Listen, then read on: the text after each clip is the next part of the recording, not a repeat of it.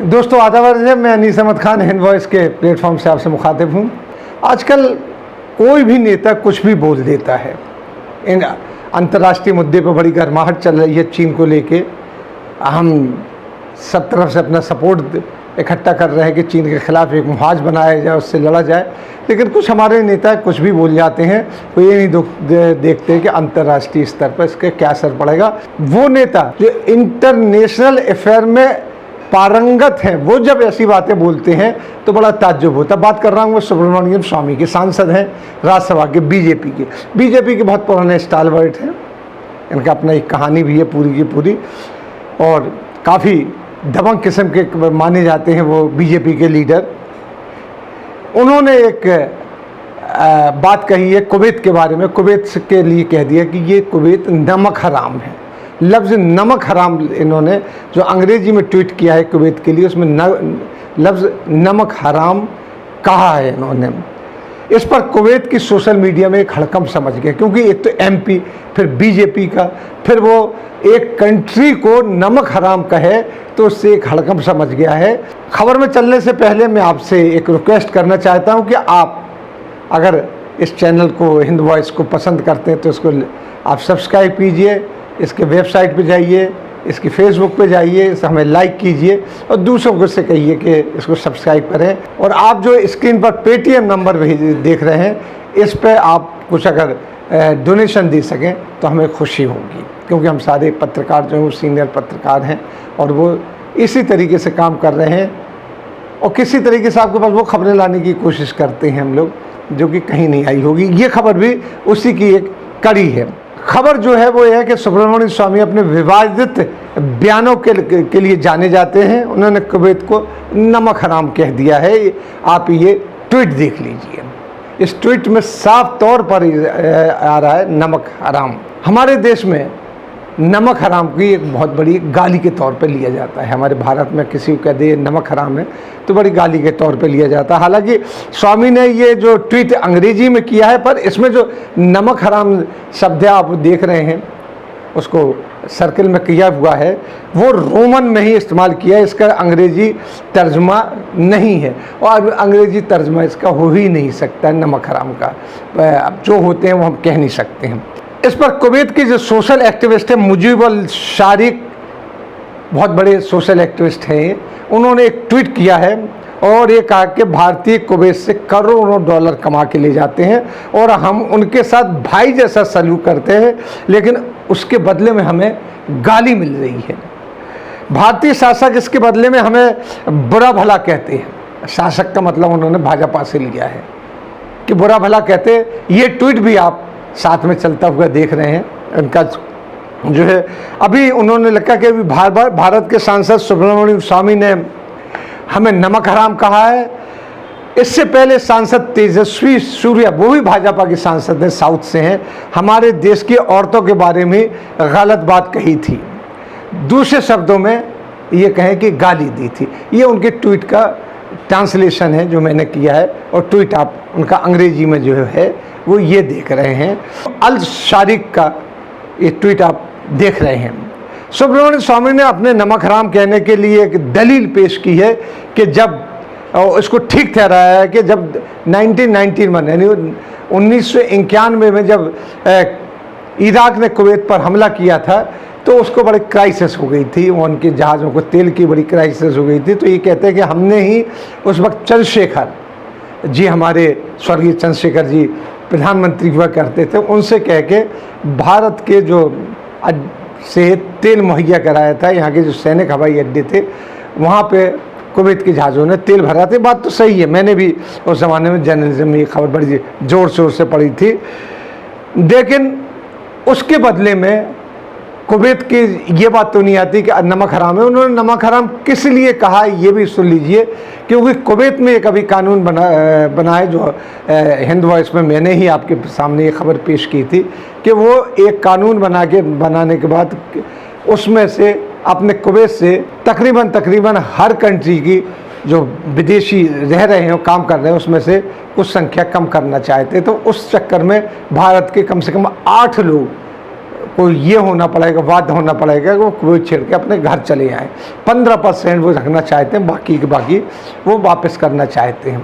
तो ये कानून उन्होंने पास कर दिया, कोरोना की वजह से पास किया है। किस वजह से पास किया? कुछ लोग कहते हैं कि जो भारत में के जो भारतवंशी हैं वहाँ पे, भारतवासी हैं वहाँ पे जो रह रहे हैं, काम कर रहे हैं, वो कट्टर हिंदूवादी हैं। वो इस तरीके के ट्वीट करने लगे थे कि जो कि इस्लाम विरोधी थे, मुसलमान नहीं इस्लाम विरोधी थे।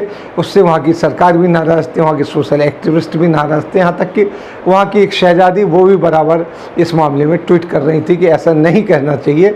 और जो मुजीब अल शारिक हैं, इन्होंने तो साथ में खड़े होकर काफ़ी लिखा भी है इस बारे में कि ऐसा नहीं होना चाहिए, जबकि भारत और कुवैत के बड़े मधुर संबंध है, इस किस्म की चीज़ें नहीं होना चाहिए। मुजीब अल शारिक को कई वहाँ के सोशल एक्टिविस्ट का भी सपोर्ट मिला था।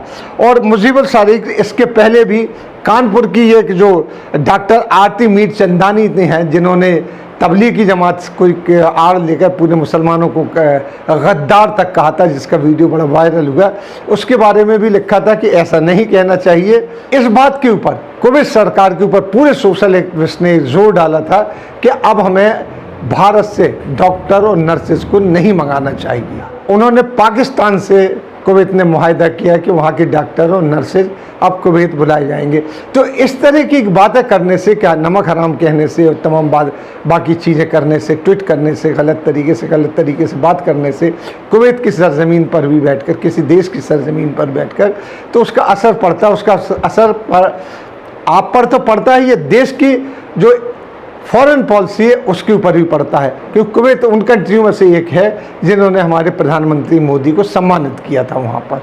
और आज भी कुवैत और हिंदुस्तान के बड़े पुराने रिश्ते रहे। वो 1991 में तो हमने तेल भी बाकायदा उन लोगों को दिया था। इसके बावजूद भी आप ये तमाम जो ट्वीट हुए हैं वो आप देख रहे हैं, जो कुवैत से ट्वीट हुए हैं सुब्रमण्यम स्वामी के ट्वीट के बाद, वो भी आप हमारे स्क्रीन पर देख रहे हैं।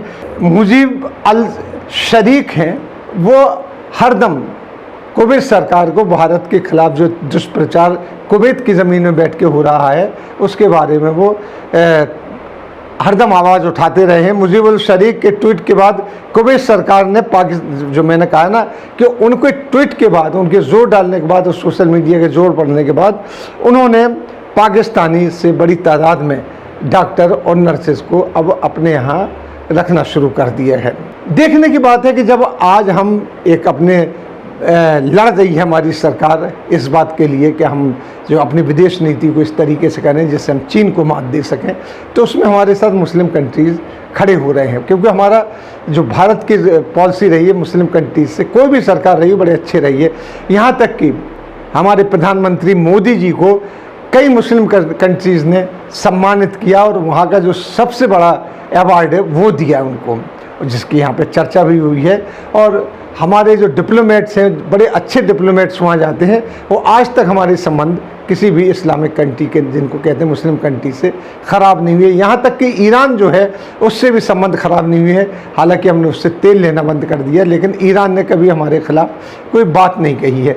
बड़ा ज़ोर डाला पाकिस्तान ने इन सब कंट्रीज़ को, इस्लामिक कंट्रीज़ हैं, मुस्लिम कंट्रीज़ हैं, कि वो कश्मीर पर अपना जो 370 धारा ख़त्म की है वो कहें तो, लेकिन बस चंद स्टेट ने कह के, चंद राज्य, चंद जो हैं देश हैं, जैसे पाकिस्तान एक आता है, उसके अलावा तुर्की ने कहा और एक आध देश और है जो उन्होंने कहा। इसके अलावा किसी ने नहीं कहा है, मलेशिया वगैरह को छोड़ के, कि 370 के बारे में कोई बात नहीं की। नहीं, जो बड़ी कंट्रीज़ हैं उसके ऊपर उन्होंने गुरेज किया है कुछ बात करने के लिए, तो हमारा इतना साथ दे रहे हैं वो। अब उनको ज़रा सी बात के ऊपर कि वो कोरोना के लिए जो सब जगह इकोनॉमिक डाउन हुआ है, सब जगह हुआ है, उसमें से अगर वो सिर्फ 15% लोगों को रख रहे हैं, बाकी को वहाँ से जाने को कह रहे हैं, तो इतनी बड़ी बात नहीं कहना चाहिए एक MP को कि वो नमक हराम है।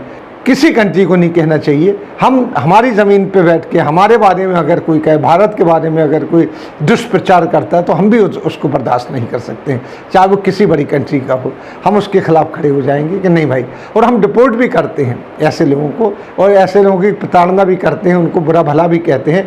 जो पाकिस्तान के होते हैं तो हम लोग अक्सर, आपने देखा होगा, एम्बेसी से कई लोगों को हम बाहर कर देते हैं कि इसीलिए कि वो यहाँ पर जासूसी कर रहे थे या यहाँ पर कुछ गलत किस्म का प्रचार कर रहे थे, तो नहीं कहना चाहिए। लेकिन सुब्रमण्यम स्वामी एक सीनियर सांसद हैं भाजपा के, एक नामचीन व्यक्तित्व रखते हैं। उसके अलावा जो सूर्या है वो भी इस तरीके के जब ट्वीट करेंगे, और अब तो एक ने वहाँ की महिलाओं के बारे में बुरा भला कहा और दूसरे ने उनको सीधा सीधा नमक हराम की गाली दी है, इस पर वहाँ पर काफ़ी रोष है। अब इसका क्या आउटकम निकलता है आगे चल के, जिस तरीके से सूर्या की बात पे और इन ट्वीट्स के बाद, और जब जिस तरीके से डॉक्टर आरती मीरचंदानी ने बात कही और ये बात जब वायरल हुई, तो उससे ये फ़र्क पड़ा कि हमारे डॉक्टरों की जगह पाकिस्तान से डॉक्टर को बुलाने लगे, जबकि भारत के डॉक्टरों की वहाँ पे बड़ी वैल्यू है, वहाँ यहाँ की नर्सेस की वहाँ बड़ी वैल्यू है, आज भी बुलाए जाते हैं और रखे जाते हैं।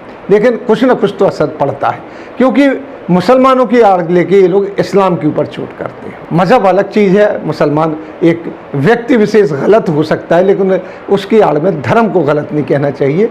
ये बात जिस तरीके से अब तो सुब्रमण्यम स्वामी ने इंतहा कर दी कि पूरे कंट्री को ही बुरा कह दिया, तो उस पर गुस्सा आना लाजमी। अब देखते हैं कि भारत, हमारी मोदी जी हैं, वो किस तरीके से इसको संभालते हैं, क्योंकि मोदी जी के बड़े अच्छे ताल्लुकात हैं, जितने भी इस्लामिक कंट्रीज हैं उनसे बड़े अच्छे ताल्लुकात हैं। कोई भी हमारे जो साथी खड़ा होता है, वरना वो न्यूट्रल हो जाते हैं, किसी किस्म के उसमें नहीं पड़ते हैं, वो लोग झगड़े में नहीं पड़ते हैं कि चीन के साथ हो जाएंगे या किसी उनके साथ बोलने लगेंगे, बिल्कुल नहीं बोलते हैं वो लोग, वो खामोश हो जाते हैं। लेकिन उनको ज़बरदस्ती उकसाने की क्या है। हालांकि सुब्रमण्यम स्वामी का ये मिजाज रहा है कि वो इस किस्म के बयान देते रहते हैं, लेकिन इस वक्त लगाम लगाने की बहुत ज़रूरत है, क्योंकि भारत एक तरफ नहीं कई मोर्चों पे लड़ रहा है। हमारे यहाँ कोरोना की पर लड़ाई लड़ी जा रही है, जो हमारे इंटरनल स्ट्रक्चर को डैमेज कर रही है, हमारी जो अर्थव्यवस्था को उसको बड़ा नुकसान पहुँचा रही है। सीमाओं पर नेपाल से लड़ रहे हैं, चीन खुलेआम हमारा शत्रु बना खड़ा हुआ है, जिसको हम लोगों ने इतना सम्मान दिया। पाकिस्तान तो है ही हमारा शत्रु, वो तो मज़े लेता है अगर हमारे ऊपर कुछ हो जाता है। तो इस तरीके से जब हम इतने क्राइसिस में घिरे हुए हैं, तो कम से कम इन नेताओं से हमें उम्मीद करते हैं कि अपने बोल वचन तो ठीक रखें, और उन कंट्रीज़ के ख़िलाफ़ उनको हराम, नमक हराम और ये गालियाँ ना दें खुल के ट्विटर पे, कि जिससे कि वो लोग भड़क जाएं। मेरा यही कहना है कि अपनी ज़ुबान पे लगाम दीजिए, क्योंकि आज हम बड़े संकट के दौर से गुजर रहे हैं। हमें दोस्त बनाना है, दुश्मन नहीं बनाना है। इसी के साथ हम आपसे लेते हैं विदा। अगले में फिर हाजिर होंगे, तब तक के लिए दीजिए हमें इजाज़त।